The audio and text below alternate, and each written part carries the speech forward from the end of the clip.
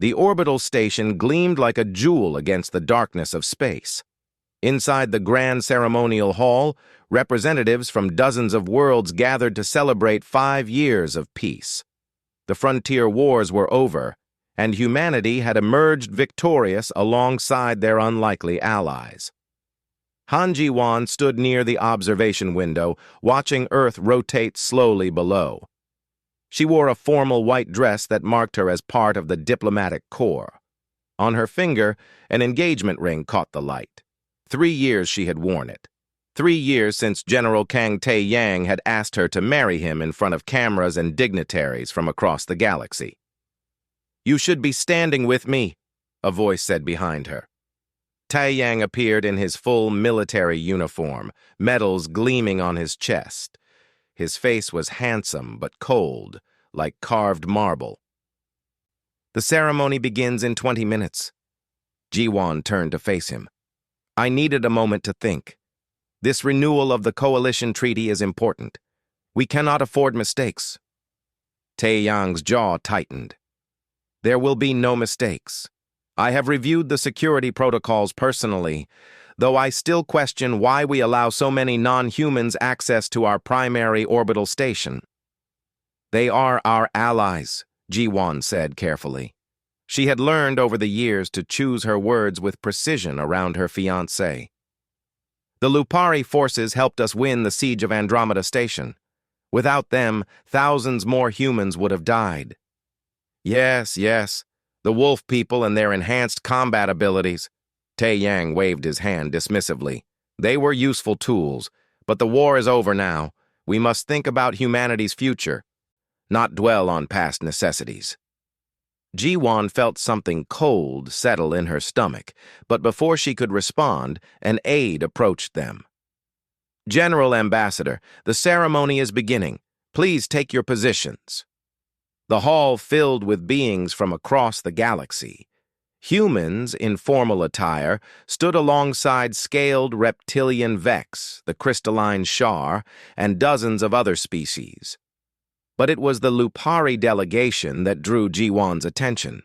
They stood together near the far wall, tall and powerful. In human form, they appeared mostly like people, but with certain distinctive features. Their eyes held an amber glow.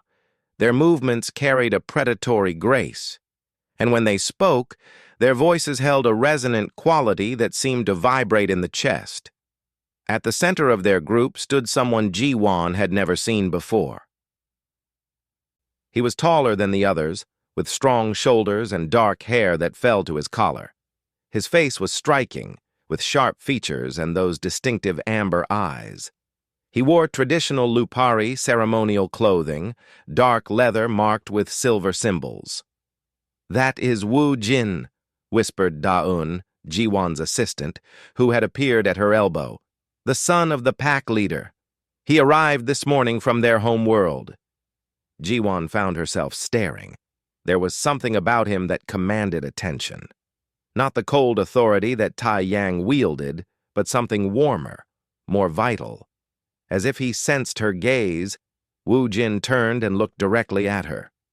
For a moment their eyes met across the crowded hall. He smiled slightly, and Ji-won felt her heart skip in a way it had not done in years. "Pay attention," Tae-yang muttered beside her.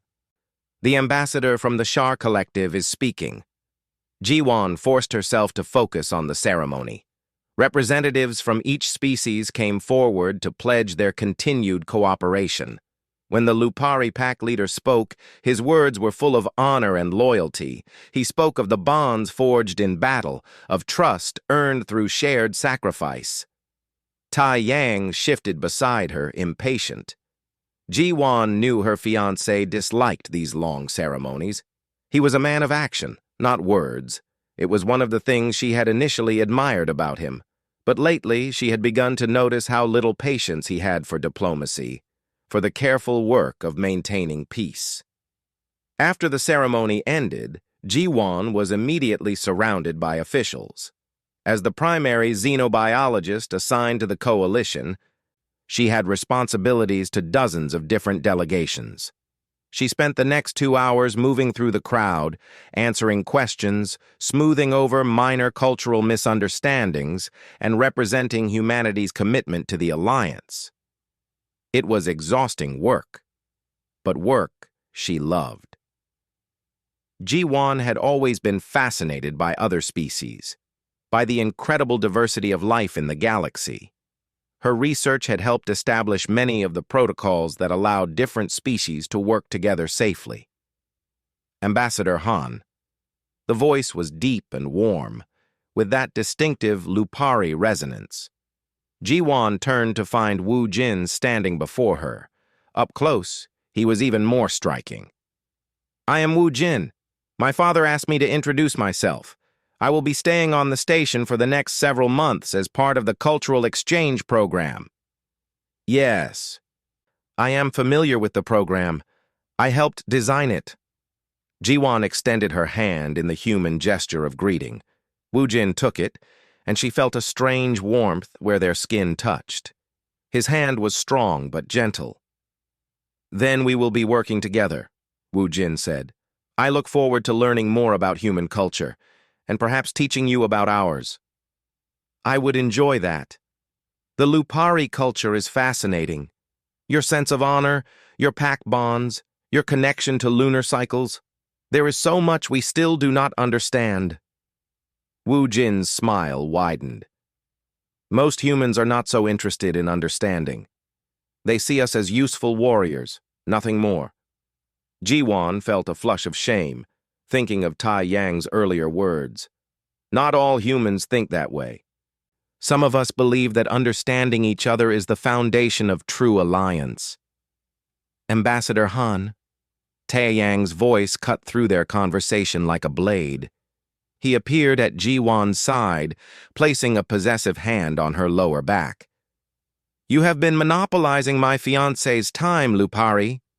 Wu Jin's amber eyes fixed on Tai Yang, and something shifted in his expression. The warmth faded, replaced by a cool assessment. "My apologies, General. I was merely introducing myself to the ambassador in her professional capacity. We will be working together on the cultural exchange." "I am aware." Tai Yang's voice was flat. "I have reviewed the program.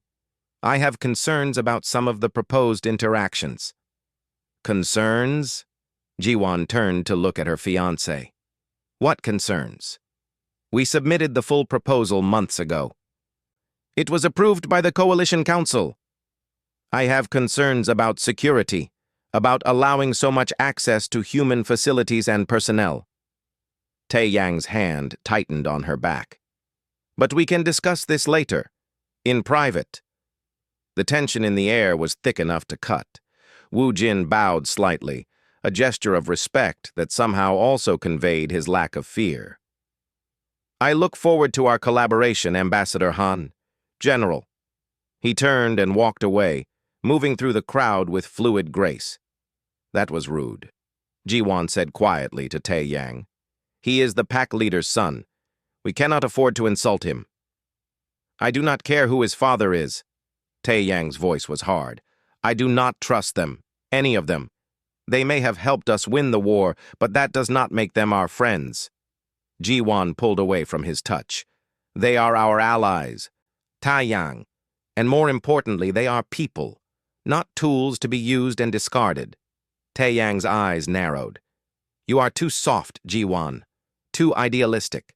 The galaxy is a dangerous place. We must put humanity first."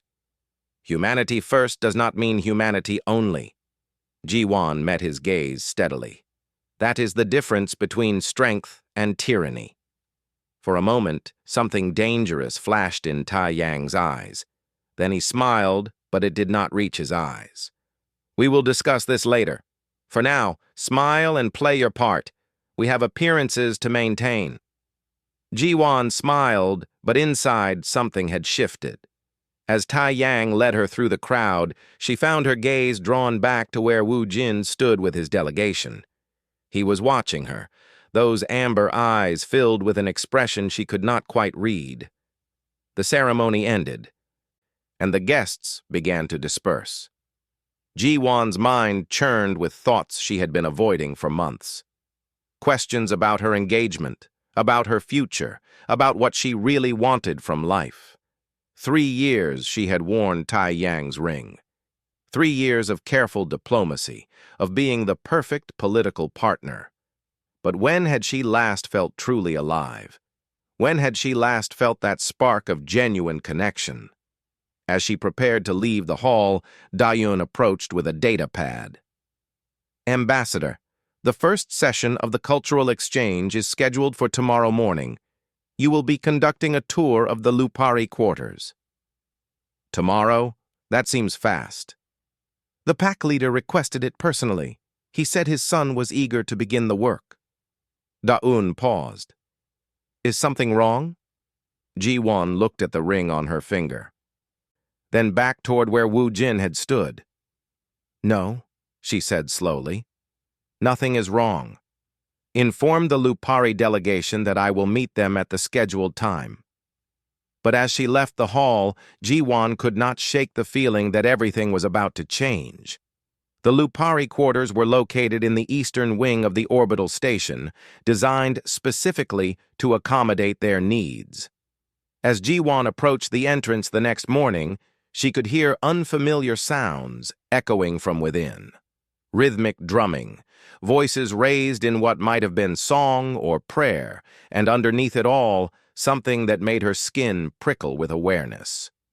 Wu Jin met her at the entrance. Today he wore simpler clothes, dark pants, and a loose shirt that revealed the strong lines of his throat. Welcome, Ambassador Han. Thank you for coming. Please, call me Ji-won. If we are to work together, formality will only slow us down. Ji-won, he repeated, and the way he said her name made it sound like music. Then you must call me Wu Jin. Come, let me show you our home away from home. The Lupari quarters were beautiful in a wild way. Plants from their home world grew in carefully maintained gardens. The lighting was adjusted to mimic the natural cycles of their planet. And everywhere there were symbols carved into the walls, flowing script that seemed to shimmer when Ji-won looked directly at it. What do these mean? She asked, reaching out to trace one of the symbols. They are pack markings. Each family line has its own symbol. They tell the story of who we are, where we come from. Wu Jin stood close beside her, his warmth radiating in the cool air. The Lupari believe that identity is not individual. We are defined by our connections to others. Ji-won thought of Tai Yang, of his belief in human supremacy and individual achievement. That is very different from human culture. We value independence, individual success. I know. I have studied your people extensively. Wu Jin guided her deeper into the quarters, where other Lupari moved about their daily activities. They nodded respectfully to Wu Jin, their eyes curious as they looked at Ji-won. But I think perhaps humans and Lupari are not so different as you believe. You also form bonds, families, friendships, love. The word hung in the air between them. Ji-won felt her cheeks warm. Yes, we do. Over the following weeks, Ji-won spent more and more time in the Lupari quarters. What had started as a professional obligation became something she looked forward to each day. Wu Jin was an excellent teacher, patient and insightful. He showed her the Lupari martial arts, which emphasized flow and pack coordination rather than individual strength. He taught her their language, a complex system of sounds that required careful control of breath and tone. And he talked to her, really talked, in a way Tai Yang never had. About philosophy, about the nature of consciousness, about what it meant to be alive in a vast and mysterious universe. You are different from what I expected, Wu Jin said one afternoon as they sat in one of the gardens. When I heard General Kang's fiancé was coming, I expected someone cold, political. And I am not? Ji-won smiled slightly. You are warm, curious. You ask questions because you genuinely want to understand, not because you are gathering intelligence. Wu Jin plucked a flower from one of the plants, a delicate blue bloom that smelled like rain. Here. In Lupari culture, this flower symbolizes openness of spirit. Jiwon took the flower, their fingers brushing, that strange warmth again, like electricity dancing across her skin. Thank you. Wu Jin's amber eyes studied her face. May I ask you something personal? Yes. Are you happy with your engagement? The question struck Jiwon like a physical blow. She opened her mouth to give the automatic response, the diplomatic answer. But something about Wu Jin's direct gaze made lies impossible. I do not know anymore. I thought I was. When Taiyang first proposed, I felt honored. He is a hero, a brilliant military mind. Being with him meant being part of something important. But, Wu Jin prompted gently, but I have begun to realize that he does not see me. Not really. I am a useful partner, someone who can manage diplomatic situations and make him look good. But he does not care about my thoughts, my dreams, my fears. Jiwon twisted the ring on her finger. Is it wrong to want more than that? No. Wu Jin's voice was firm. It is not wrong to want to be truly seen. That is the foundation of the soul mark. Soul mark? Jiwon leaned forward, her scientific curiosity aroused. I have not heard this term before. Wu Jin's expression grew serious. It is one of our most sacred traditions. The soul mark is a bond that forms between two compatible souls. It happens through a kiss, but only under specific conditions. The two people must be in a place of emotional truth, must see each other clearly, must want the connection with their whole being. What happens when this bond forms? Marks appear on both bodies, constellations of light that show the connection between the two souls. Once formed, the bond cannot be broken. The two people will always be aware of each other, will feel each other's emotions, will be connected in ways that transcend physical distance. Wu Jin looked away. This is why Lupari never kiss casually. It is sacred, dangerous. Jiwon's heart beat faster. Has anyone ever formed a soul mark accidentally? Rarely, but it has happened. When it does, both people must honor the bond. To deny it is to deny part of yourself. Wu Jin met her eyes again. I am telling you this because I want you to understand. What I feel when I am near you, it is dangerous. I must be careful. What you feel, Jiwon whispered. I should not say more. You are engaged, I have no right. But Jiwon was leaning closer, drawn by something she could not name. Wu Jin, a sharp voice cut through the moment. There you are. Taiyang stood at the entrance to the garden, his face dark with anger. I have been looking everywhere for you. Jiwon stood quickly, guilt flooding through her even though she had done nothing wrong. I was conducting the cultural exchange sessions, as assigned. For 6 hours, every day for 3 weeks. Taiyang's eyes moved between Jiwon and Wu Jin. This is excessive. You have other duties. I am fulfilling my responsibilities, Jiwon said, her voice steady despite her racing heart. Understanding our allies is essential work. Is it? Taiyang walked into the garden, his posture aggressive. Or have you been so busy understanding that you have not noticed what I have discovered? What are you talking about? Taiyang pulled out a datapad and thrust it toward her. Legislation being prepared for the next Coalition Council session. Proposal to demilitarize non-human forces, citing the end of the war and the need to reduce military spending. Jiwon scanned the document, her blood running cold. This would effectively remove the Lupari and other species from any meaningful military role. It would make them dependent on human protection. Exactly. It is time humanity took its rightful place as the dominant force in the coalition. We won the war. We should reap the benefits.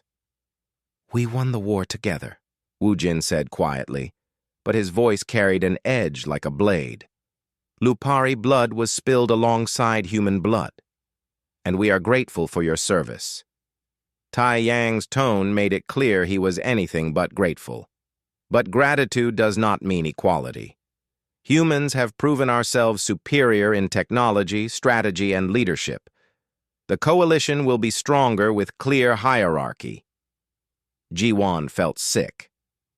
You cannot be serious. This violates everything the coalition stands for: mutual respect, shared power, cooperation. Those are pretty words for peacetime, but they are naive. Tai Yang's expression hardened.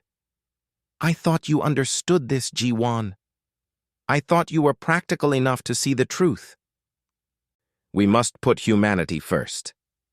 Humanity first does not mean crushing our allies. Ji-won's voice rose. This is not strength, Tai Yang. This is tyranny. Call it what you want. The legislation will pass. I have secured enough support. Tai Yang grabbed Ji-won's arm. And you will support it publicly. As my fiancé, your voice matters. You will stand with me. Let her go, Wu Jin said, his voice dropping to a growl that raised the hair on Ji-won's arms. Do not presume to give me orders, Wolf. Tai Yang's grip tightened. Ji-won is mine. She will do as I say. Something inside Ji-won snapped. 3 years of swallowing doubts, of being the perfect political partner, of denying her own thoughts and feelings. I am not yours. I am not anyone's possession. She wrenched her arm free and stepped away from both men. I need to think. Alone. Ji-won left the garden, her mind spinning. She walked through the station without seeing, her feet carrying her to the observation deck. This late in the station's cycle, it was empty. Earth hung in the viewpoint, beautiful and serene. How had everything become so complicated? A month ago, her life had been simple, predictable, safe. Now she felt like she was standing on the edge of a cliff, about to fall into unknown depths. I am sorry. Wu Jin's voice came from behind her. I did not mean to cause problems between you and your fiancé. You did not cause them. They were already there. You just helped me see them clearly. Ji-won turned to face him. What he wants to do to your people, to the coalition, it is wrong. I cannot support it. I know. I heard the passion in your voice when you argued with him. Wu Jin moved closer. You are brave, Ji-won. Braver than you know. I do not feel brave. I feel terrified. Ji-won's voice broke. My entire life, I have done what was expected of me. The right schools, the right career, the right marriage. But what if all of that was wrong? What if I have been living someone else's life? Wu Jin reached out and gently touched her face. Then perhaps it is time to choose your own path. Ji-won looked up at him, at those amber eyes that saw her so clearly. Without thinking, without planning, she rose on her toes and kissed him. For a moment, nothing happened. Then warmth exploded through her body, starting where their lips met and spreading outward in waves. Light blazed behind her closed eyelids. She felt something click into place deep in her soul, like a lock finding its key. When they broke apart, both were breathing hard. Wu Jin's eyes were wide with shock. Ji-won, what have we done? Ji-won looked down at her arms and gasped. Glowing marks had appeared on her skin, constellations of light that pulsed with her heartbeat. She could feel Wu Jin's emotions now, his surprise mixing with joy and fear and desire. The soul mark, she whispered. Wu Jin pulled up his sleeve, revealing matching marks on his own skin. Yes, we are bonded now, forever. Ji-won touched the marks on her arm, watching them shimmer. She should feel trapped, horrified, but instead she felt free for the first time in years. What do we do now? She asked. Wu Jin took her hand, and the marks glowed brighter where they touched. Now we face the consequences together. Jiwon stood outside Tai Yang's quarters, her heart pounding against her ribs. The soul mark glowed faintly beneath the long sleeves of her jacket. She could feel Wu Jin somewhere on the station, his presence a warm certainty in the back of her mind. It was strange and wonderful and terrifying all at once. She pressed the entry chime. The door opened immediately, as if Tai Yang had been waiting. "We need to talk," Jiwon said, stepping inside before her courage could fail. Tai Yang's quarters were sparse and organized, everything in its place, military precision in physical form. He stood by the window, hands clasped behind his back. "I assume you have come to apologize for your outburst earlier." "No, I have come to end our engagement." The words fell like stones into still water. Tai Yang turned slowly, his expression unreadable. "Excuse me?" Jiwon pulled off her jacket, revealing the glowing marks on her arms. "I have formed a soul mark with Wu Jin. By Lupari law, we are bonded. I cannot marry you." For a long moment, Tai Yang simply stared. Then his face twisted with rage. "That is alien superstition. Meaningless." "It is not meaningless to me, or to the Lupari people." Jiwon stood her ground, even as fear crawled up her spine. She had never seen Tai Yang this angry. "I am sorry, Tai Yang. I never meant for this to happen. But I cannot deny what I feel." "Cannot or will not?" Tai Yang moved toward her with deliberate steps. "You have thrown away everything we built together for some animal attraction to a wolf." "Do not call him that." Jiwon's voice hardened. "Wu Jin is a person, and what I feel for him is real." "Real?" Tai Yang laughed bitterly. "You have known him for 3 weeks. We have been together for 3 years." "Have we? Really?" Jiwon met his eyes. "Tell me one thing about me, Tai Yang. One thing I love, one fear I have, one dream that keeps me awake at night." Tai Yang's jaw clenched. "This is ridiculous. You cannot, can you? Because you have never asked. You never cared to know me. I was just the perfect political partner, the useful fiancé who could manage diplomatic situations." Jiwon pulled off the engagement ring and held it out. "I deserve more than that." Tai Yang slapped the ring from her hand. It clattered across the floor. "You ungrateful fool. Do you understand what you are throwing away? The prestige, the position, the future we could have had." "A future where I was just an accessory to your ambition?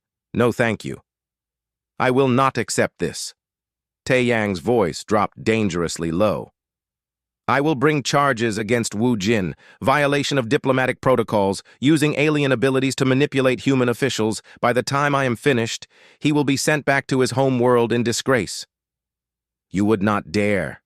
That would destroy the coalition. I would dare anything to protect what is mine." Tai Yang grabbed her arm, his fingers digging painfully into her flesh. "You will announce that you were briefly confused, that the soul mark is the result of Lupari manipulation.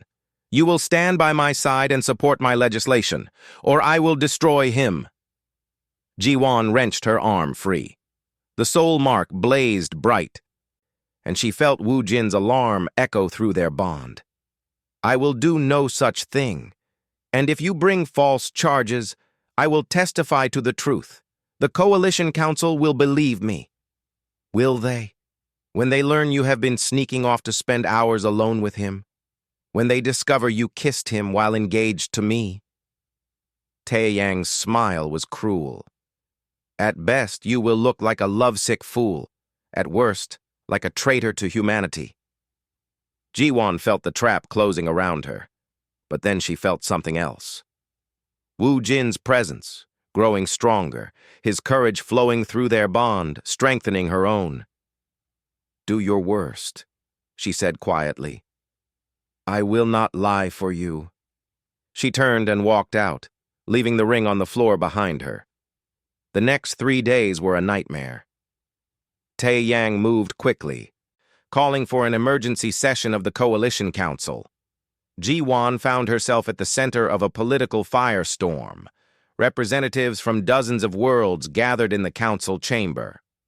Ji-won sat in the witness section, Woo-jin beside her. She could feel his steady presence, his unwavering support. It helped, but not enough to quiet the fear churning in her stomach. Tae-yang stood before the council, every inch the decorated war hero. Honored representatives, I come before you today regarding a matter of grave concern. The sanctity of diplomatic protocols has been violated. A member of the Lupari delegation has used their abilities to manipulate a high-ranking human official. Murmurs rippled through the chamber. The Lupari pack leader stood, his face dark with anger. That is a serious accusation, General. Do you have evidence? I have my fiancé, who was subjected to this manipulation. Tae-yang gestured to Ji-won. Ambassador Han has formed what the Lupari call a soul mark with Woo-jin, despite being engaged to me.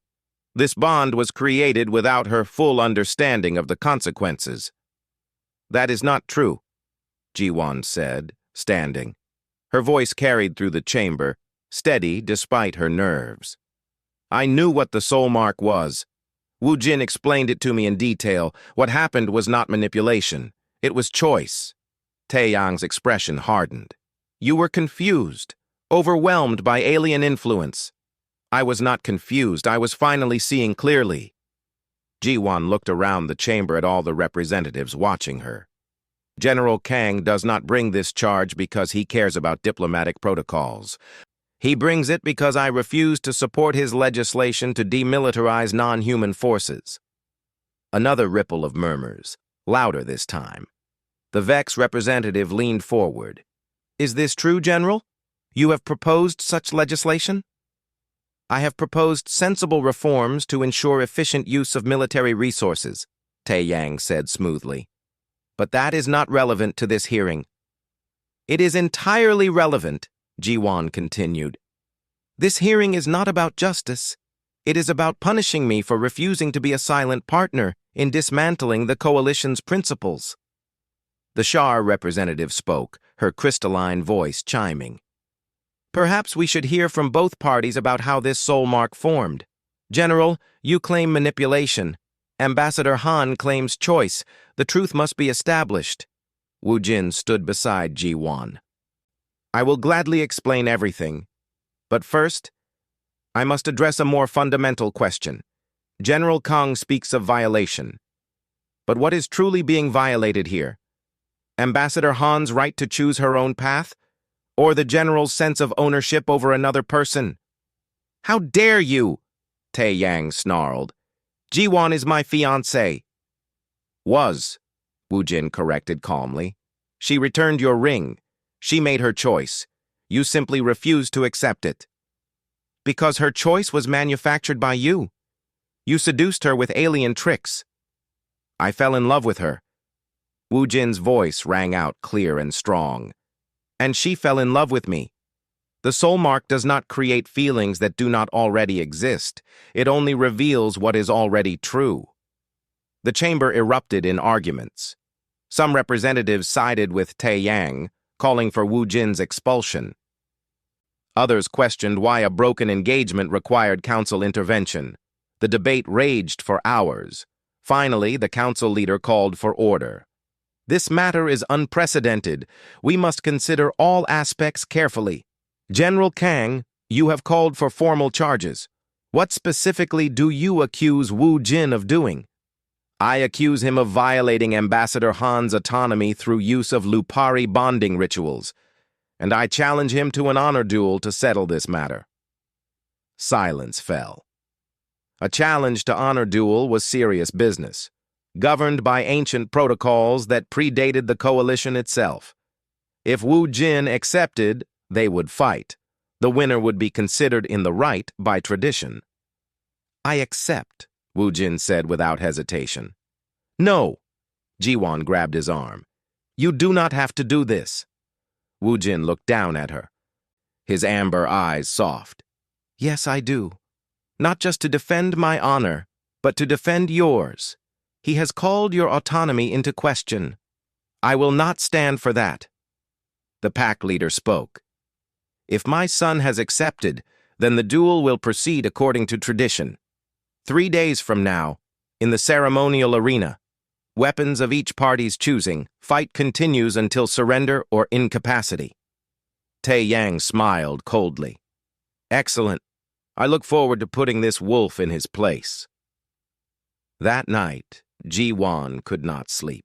She sat in her quarters, the soul mark glowing softly in the darkness. Through their bond, she could feel Wu Jin in his own quarters, preparing for the duel.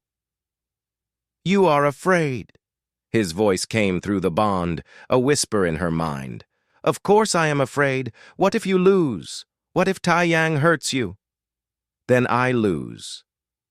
But I will not surrender what we have without fighting for it. Ji-won pressed her hand to her heart, feeling their connection pulse beneath her palm. There must be another way. There is not. Tai Yang will not accept reason. He sees this as a loss of face, a challenge to his authority. The only language he understands is force. That is not true. He understands strategy, tactics, planning. A pause. Then Wu Jin's voice came again, thoughtful. You are right. And that gives me an idea. What kind of idea? Do you trust me? Ji-won thought about the question. 3 weeks ago, she would have said she barely knew Wu Jin. But the soul mark had changed everything. She could feel his heart, his integrity, his genuine care for her. Yes, I trust you. Good. Then I need you to do something for me. Something that may be difficult. What? I need you to research human Lupari genetics. Dig deep into the data. I think there is something there. Something important that might change everything. Ji-won frowned. Genetics? How will that help with the duel? Trust me. Please. So Ji-won spent the next 2 days buried in genetic databases, cross-referencing human and Lupari DNA sequences. What she found shocked her to her core. Humans and Lupari shared significant genetic markers. Far more than random chance could explain. The markers suggested common ancestry, as if both species descended from the same ancient precursor race that had seeded life across multiple worlds. More than that, the genes that allowed Lupari to form soul marks were present in humans too. Dormant, but present. Which meant humans had the potential for soul marks. They had just forgotten how. This changes everything, Ji-won whispered, staring at the data. Show it to the council, Wu Jin urged through their bond. Before the duel, let them see the truth. So on the morning of the duel, Ji-won requested permission to address the council. Standing before all the representatives, she presented her findings. The genetic evidence, the implications of shared ancestry, the presence of soul-marked genes in human DNA. This is not about manipulation, she concluded. This is about recognition. Wu Jin and I formed a soul mark because we are compatible at the deepest genetic level. Because humans and Lupari are not as different as we thought. Because the ability to form these bonds is part of human heritage, not alien invasion. The chamber buzzed with discussion. But Tai Yang rose, his face set in rigid lines. Scientific theories do not change the facts. She was engaged to me. He took her. Honor must be satisfied. The council leader nodded regretfully. The challenge has been issued and accepted. The duel must proceed. Ji-won felt her heart sink, but Wu Jin sent calm through their bond. It will be okay. I promise. As they moved toward the arena, Ji-won could only hope he was right. The ceremonial arena occupied a vast space at the heart of the orbital station. Hundreds of seats ringed the central fighting ground, and every single one was filled. Representatives from every coalition world had come to watch. This duel had become more than a personal matter. It was symbolic, a clash between two visions of what the coalition should be. Ji-won sat in the front row, her hands clenched in her lap. The soul mark pulsed beneath her sleeves, matching the rhythm of her racing heart. Through the bond, she could feel Wu Jin's steady calm. It should have comforted her, but it only made her more afraid. How could he be so calm when he was about to fight for his life? Tae Yang entered from one side of the arena, and the human section erupted in cheers. He wore powered armor, sleek and black, bristling with advanced weaponry. Energy shields shimmered around him. On his back, a plasma rifle.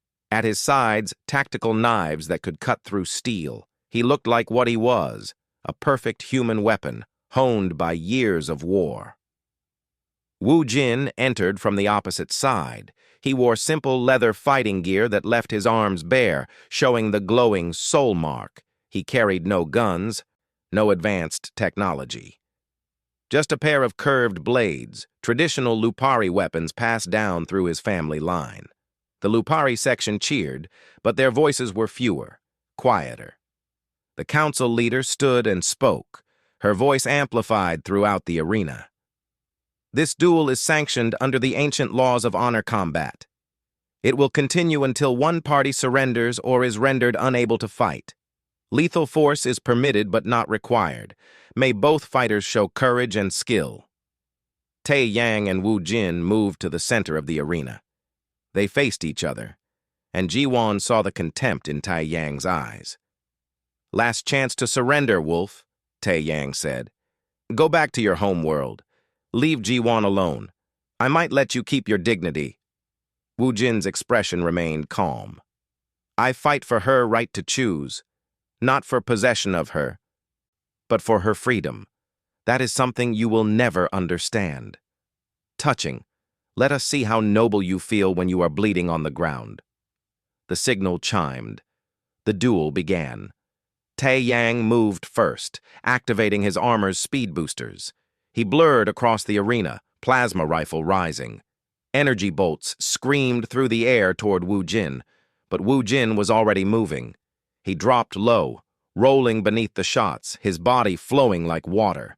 His movements were not just fast, they were impossibly graceful, as if he could predict where the attacks would come before they happened. More energy bolts. Wu Jin twisted, ducked, leaped. None found their mark. The crowd gasped. "Stand still," Tae Yang snarled, advancing with the rifle. "Fight like a man." "I am not a man. I am Lupari." Wu Jin's voice was steady. "And we fight with more than just weapons." Suddenly, other Lupari in the audience stood. They did not speak, but Ji-won felt something shift in the air. A connection, invisible but real. Through her bond with Wu Jin, she caught the edge of it. The pack link, the Lupari mental network that allowed them to share information instantly. Wu Jin's eyes flickered. In that instant, he received tactical data from a dozen Lupari minds. Tae Yang's patterns, his preferred attack angles, the energy consumption rate of his armor. All of it flowing through the pack link in milliseconds. "That is cheating," someone in the human section shouted. The pack leader stood. "There is no rule against using natural abilities. General Kang uses powered armor and advanced weapons. We use our minds." The council leader considered, then nodded. "The challenge stands. Both fighters may use their natural advantages." Tae Yang's face darkened. He switched tactics, putting away the rifle and drawing his tactical knives. If ranged attacks would not work, he would use his armor's strength and speed to overwhelm Wu Jin in close combat. He charged, knives flashing. Wu Jin met him blade to blade. The sound of metal on metal rang through the arena.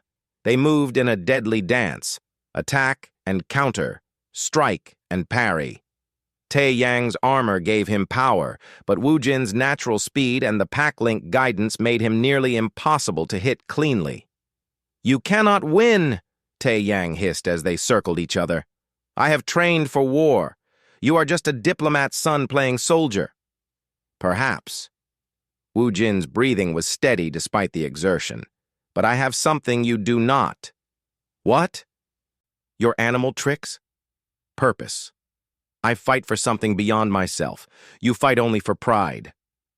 Tae Yang roared and launched a furious assault. His blades moved in complex patterns, each strike designed to find a weakness. And slowly, he began to succeed. A cut on Wu Jin's arm, another on his shoulder. Small wounds, but they bled. The Lupari section grew quiet with worry. Ji-won felt each wound through the soul mark, sharp pain that made her gasp.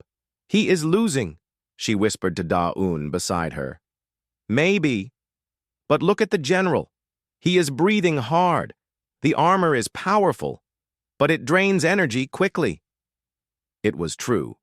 Tai Yang's movements were becoming less precise. The powered armor required constant energy to function, and the prolonged fight was taking its toll. But Wu Jin was bleeding, his movements slowing. Then Tae Yang made his mistake. Overconfident from landing several hits, he pressed his advantage too hard. He lunged forward in a powerful strike meant to disarm Wu Jin completely. But Wu Jin was ready. At the last second, he twisted aside. Tai Yang's momentum carried him forward, off balance. Wu Jin's blade flashed, finding the weak point where armor segments connected. Metal screamed as the blade punched through. Tai Yang stumbled. His armor sparked, energy shields flickering. One of his main power cells had been damaged. The human section gasped. Tae Yang recovered quickly, but now he was at a disadvantage. His armor was compromised. His energy reserves were depleted. And Wu Jin, despite his wounds, stood ready. "Surrender," Wu Jin said quietly. "This does not need to end with more blood." "Never," Tae Yang charged again, abandoning technique for raw aggression. They clashed in the center of the arena, blade against blade, strength against speed, human technology against Lupari nature. The fight became brutal, desperate. Both were wounded now. Both were exhausted. And then Ji-won could not stand it anymore. She saw Tai Yang's blade driving toward Wu Jin's throat, saw the killing blow coming. Without thinking, she vaulted over the barrier and ran into the arena. "Stop!" she screamed. Both fighters froze. The crowd erupted in confusion. Ji-won ran between them, her arms spread wide. "Enough!" she said, her voice breaking. "I will not watch either of you die for me." "Ji-won, move!" Wu Jin said urgently. "The duel is not finished." "Then finish it, but you will have to go through me first." Tae Yang lowered his blade slightly, staring at her. "You would protect him? Even now?" "Yes, because this is madness. You are not fighting for honor, Tae Yang. You are fighting because you cannot accept that I chose differently than you wanted."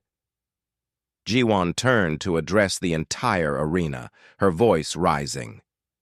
"Is this what the coalition has become? Do we solve our differences by beating each other until someone bleeds enough?" The council leader stood. "Ambassador Han, you are violating the rules of honor combat."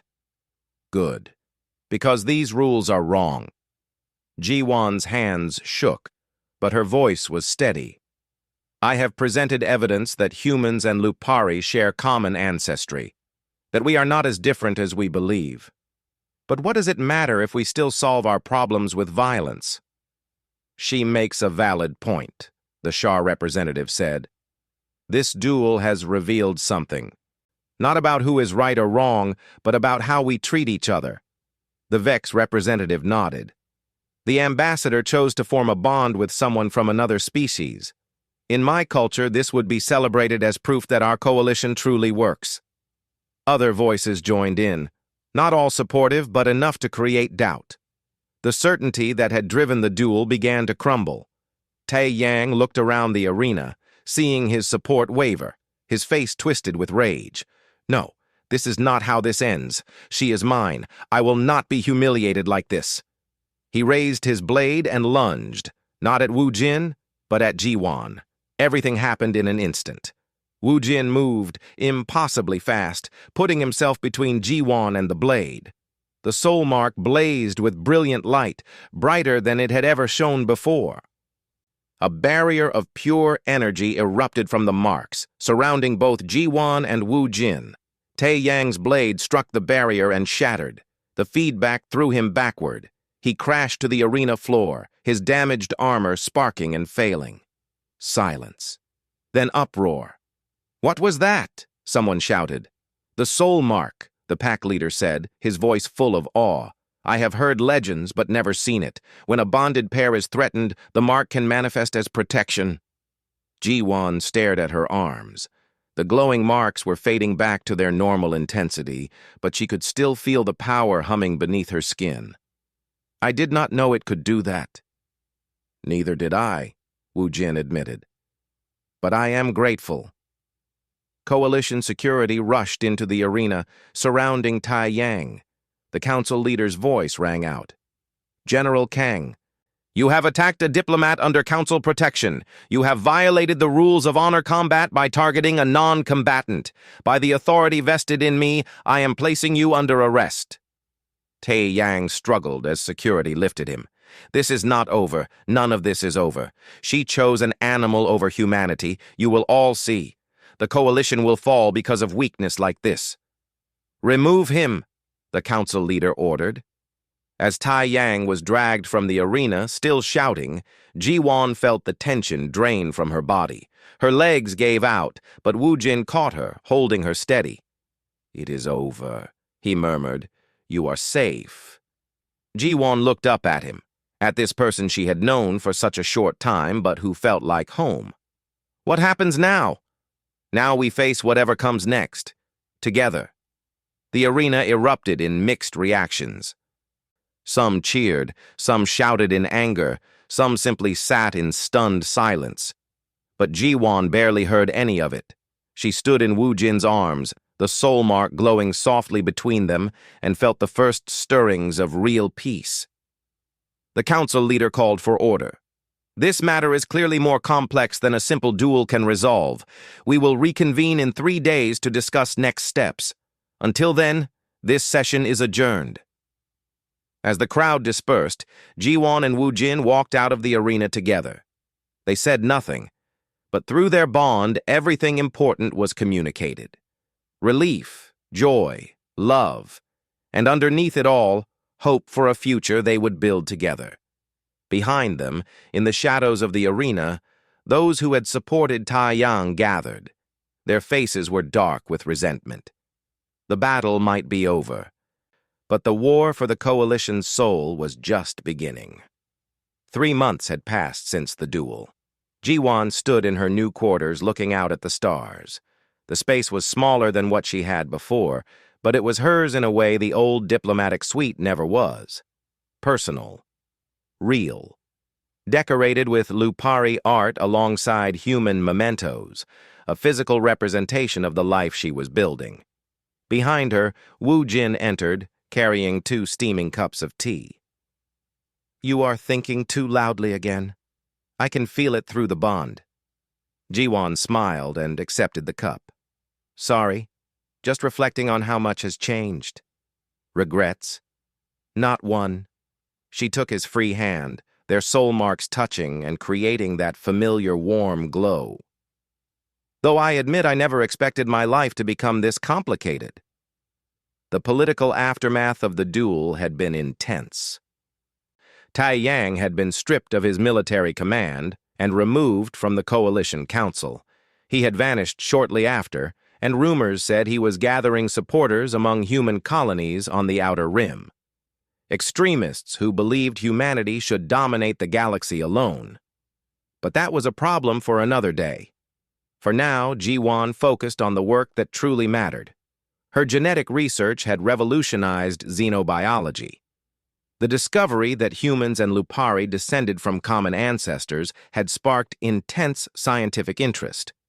Teams from across the coalition were now working to trace the origins of the mysterious precursor race that had seeded both worlds. More importantly, her work had changed how species saw each other. If humans and Lupari were related, what did that mean for the coalition? Were other species also connected in ways they had never understood? "Ambassador Han." Da-un appeared at the door, her face bright with excitement. "The council is ready for you." They want to hear about the Unity team's proposal? Ji-won took a deep breath. This was it. The culmination of 3 months of planning, arguing, and careful diplomacy. Time to find out if they think I am crazy. The council chamber was full. Every representative was present, along with military advisors, scientists, and cultural specialists from dozens of worlds. Ji-won felt the weight of all those eyes as she took her position at the speaker's platform. Woo-jin stood beside her, offering silent support through their bond. The council leader nodded for her to begin. Ambassador Han, you have the floor. Ji-won activated the holographic display. Images appeared, showing mixed teams of humans and other species working together. Honored representatives, I present the Unity Team's initiative. The proposal is simple. Create specialized response teams composed of mixed species, each contributing their unique strengths to handle crisis situations across coalition space. We already have mixed crews on many ships, the Vex representative pointed out. Yes, but those are largely segregated by role. Humans operate technology, Lupari provide security, and so forth. The Unity teams would be different, fully integrated. Humans and Lupari training together, fighting together, thinking together. Combining human tactical innovation with Lupari pack coordination, merging our strengths into something greater than either could achieve alone. A human military advisor stood. That sounds nice in theory, Ambassador, but in practice? Different species have different needs, different communication styles. The logistics would be a nightmare.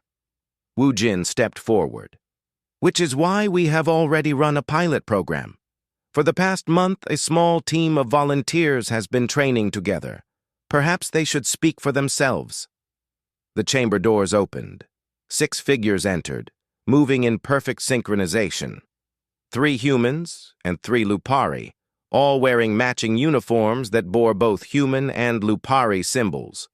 They moved to stand at attention before the council. One of the humans, a young woman named Hana, spoke first. I was skeptical at first. I thought our differences would make coordination impossible. But I was wrong. The Lupari pack link allows them to share tactical information instantly.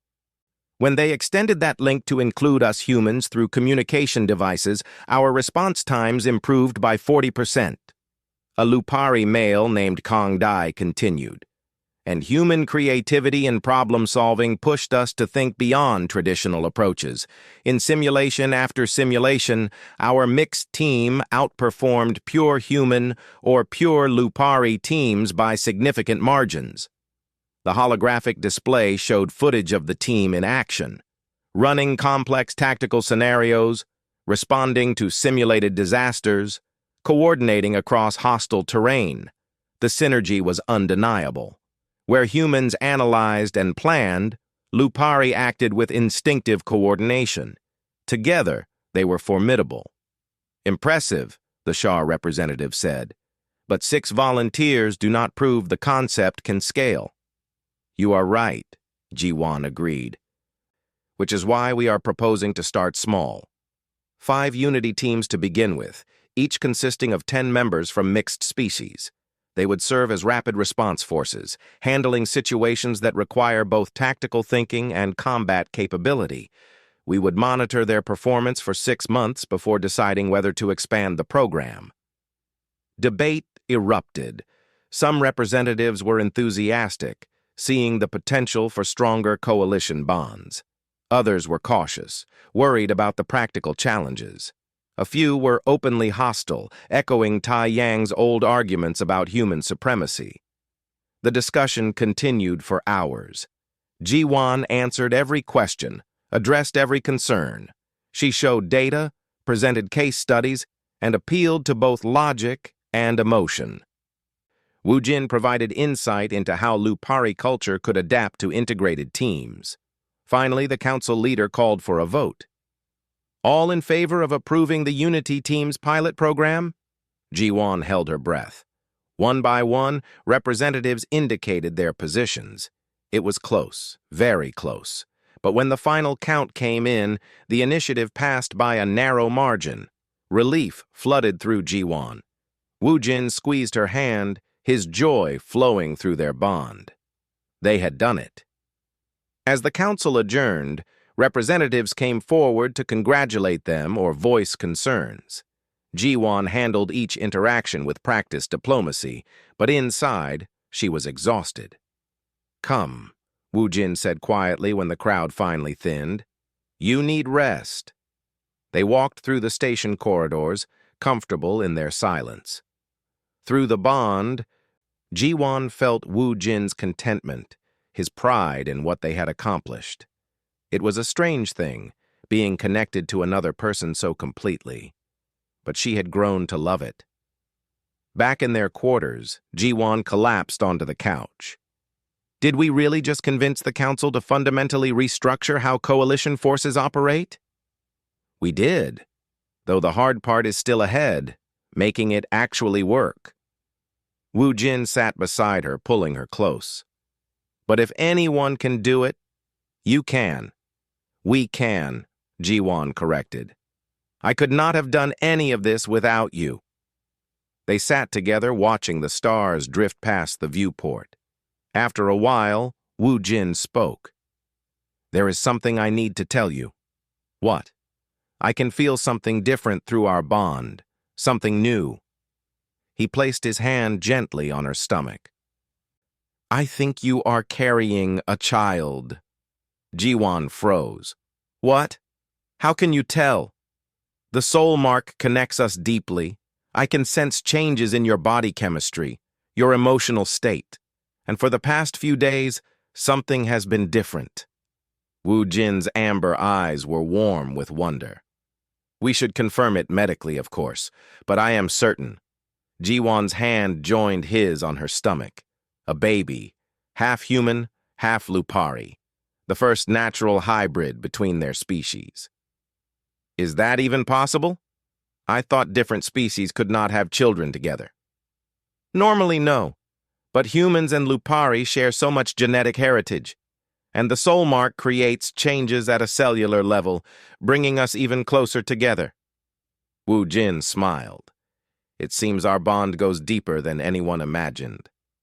Tears spilled down Ji-won's cheeks. Happy tears this time. A baby. We are going to have a baby.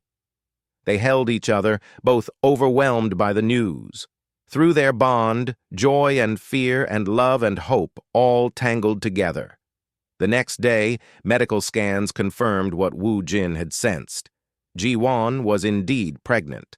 The doctors were amazed, immediately requesting permission to monitor the pregnancy for scientific purposes.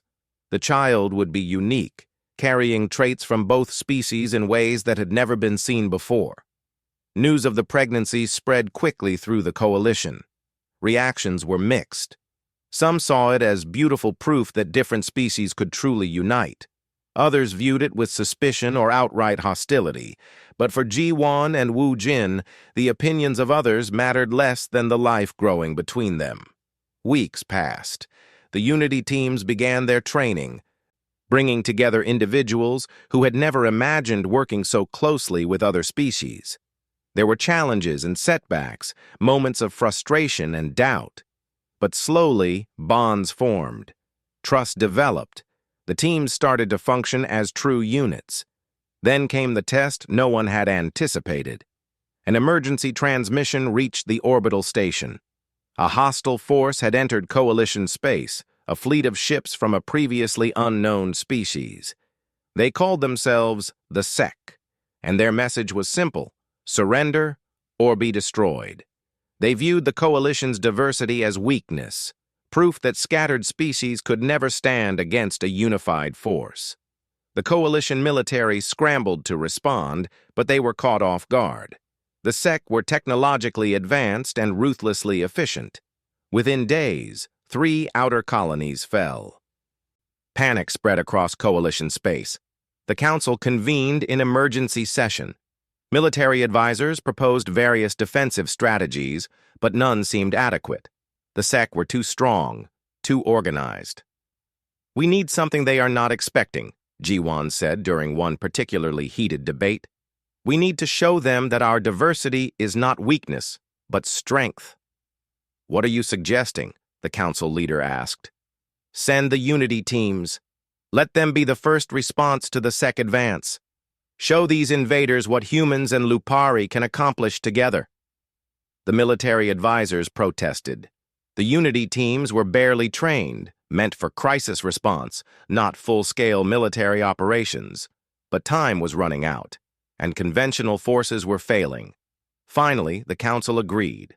The unity teams would be deployed. Ji-Wan watched from the command center as the teams launched. Wu Jin was with them, leading one of the teams into battle.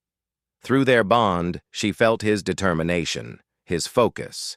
It terrified and inspired her in equal measure. The battle was fierce. The SEC had expected conventional tactics, organized fleets fighting in predictable patterns. Instead, they faced something completely different. Unity teams using human tactical creativity combined with Lupari pack coordination. Small ships moving in patterns that seemed chaotic but were actually precisely synchronized. Strikes coming from unexpected angles, exploiting weaknesses that no purely human or purely Lupari force would have identified. The SEC were caught off balance.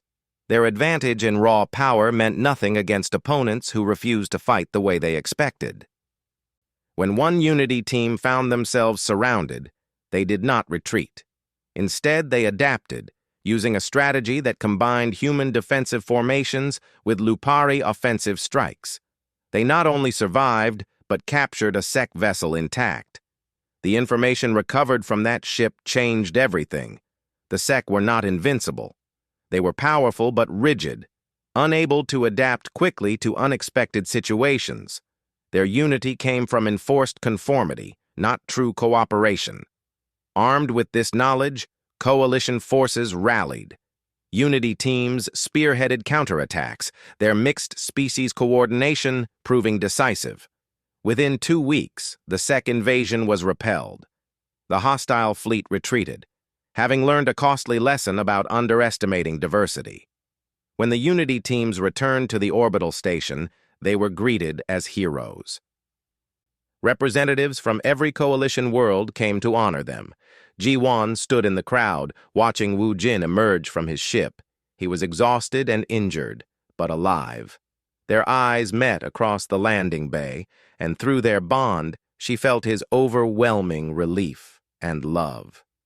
Later, as they recovered in medical together, Wu Jin placed his hand on her growing belly. I was so afraid I would not make it back to meet our child. But you did. And you showed the galaxy what cooperation really means. The news of Ji-Wan's pregnancy had become public during the SEC crisis.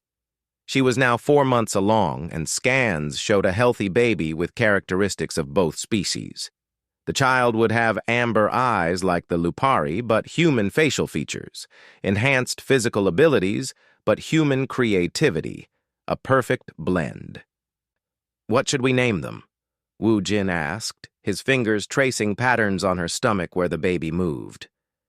Something that honors both our heritages, something that represents hope for the future. They talked late into the night, imagining the life their child would have, growing up in a galaxy where unity teams were becoming the norm, where different species worked together as equals. A galaxy where a half-human, half-Lupari child would not be strange, but celebrated. 6 months after the SEC invasion, Ji-Wan stood before the council one final time before taking leave for her pregnancy. The Unity Teams program had expanded dramatically, with dozens of new teams training across coalition space. Her genetic research continued to yield discoveries about the connections between species, and most importantly, attitudes were shifting. Fear and suspicion were slowly being replaced by curiosity and cooperation. Ambassador Han, your work has fundamentally changed the coalition, the council leader said. You have shown us that our greatest strength comes not from domination, but from unity, not from hiding our differences, but from celebrating them and finding ways to make them work together. Jiwon felt tears prick her eyes. She thought back to that day on the observation deck when she had first kissed Woo Jin and formed the soul mark. It had seemed like the end of everything then, but it had actually been the beginning. "I learned something important," she said, her hand resting on her belly where their child grew. "Humanity's greatest conquest was not the stars. It was learning to share them, learning that we do not have to stand alone to be strong. That true power comes from connection, from bonds that make us more than we could ever be alone." The council erupted in applause. Woo Jin stood beside her, their soul marks glowing softly in the light. Through their bond, she felt his love, his pride, and his excitement for the future they would build together. As they left the council chamber, Jiwon took one last look at the gathered representatives.